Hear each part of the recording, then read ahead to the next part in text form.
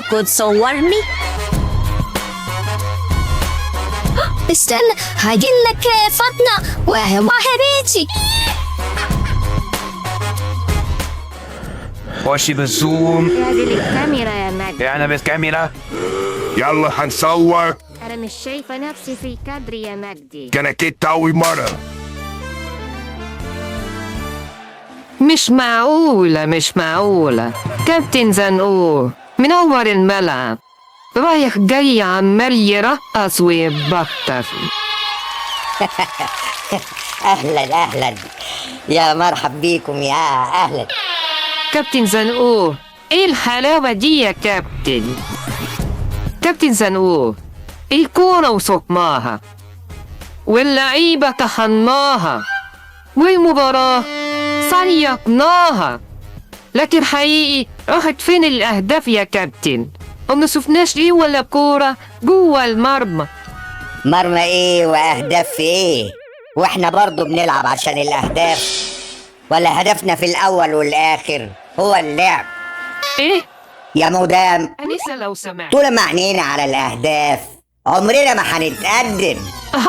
كابتن زنقور قصده ان اللعب فن، وزي ما الفنان الحقيقي بيمارس الفن من غير اي غرض، فاللعيب الحقيقي هو اللي يرقص ويشوط من غير اي هدف. رفيق شيله من هنا، ده هيفضحنا. يا زنقور تعالى بس كده معانا، تعالى بس هقول لك حاجه.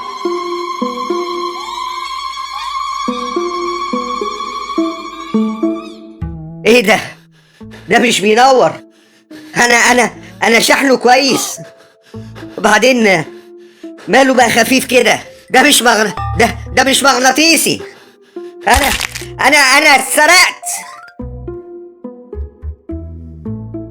انت متأكد؟ الكرسي اللي قاعد على الكرسي. انت وديت المغناطيس فين اللي كان على الكرسي؟ نزلني خلاص، مش عايز الكرسي تاني. نزلني خلاص، مش عايز الكرسي تاني. المغناطيس اللي كان على الكرسي سيبك منه، ده اخره يسرق كرسي.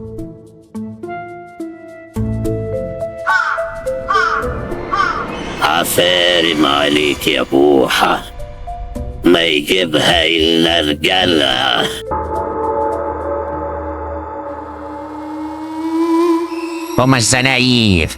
هما الزناير عايزين ينزلوا الأرض يعملوا ايه؟ ايه الأرض ناقصة زحمة؟ ده أنا طول ما أنا ماشي عمال أقابل في فضائيين.